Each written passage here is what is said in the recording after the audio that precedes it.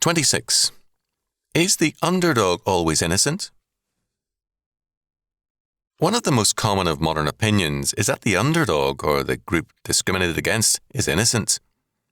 Throughout history, all kinds of groups, races, nationalities and classes have been the target of discrimination. Does this mean they were necessarily innocent or necessarily guilty? Today we have some who plead, "I've been discriminated against," as though this meant they were innocent and virtuous.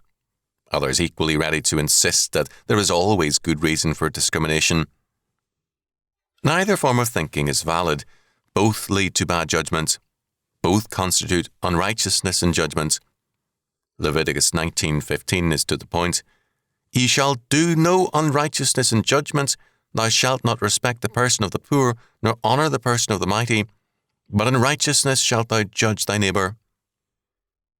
What the Lord requires us to recognize is that righteousness in a man, or unrighteousness, is not a product of class, wealth, race, discrimination, or any other social or environmental fact.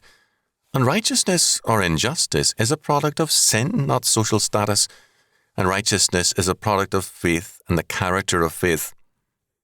We are not to think of the underdog as necessarily innocent or guilty, nor of any class or race in such terms. Sin is common to all the sons of Adam, and all men are called into the covenant of the Lord and Redeemer. Guilt and innocence are personal facts. The goal of judgment is righteousness, and righteousness and justice are in the Bible one and the same word. There is no difference between them. Our judgments must be premised, Scripture makes clear, not on the conditions of men nor their race or status, but on the Word of God, applied as the yardstick to the acts of all men. In terms of that word, all men apart from Christ and outside His covenant grace are judged unrighteous. In terms of that word, all men, believers and unbelievers alike, are held accountable before God.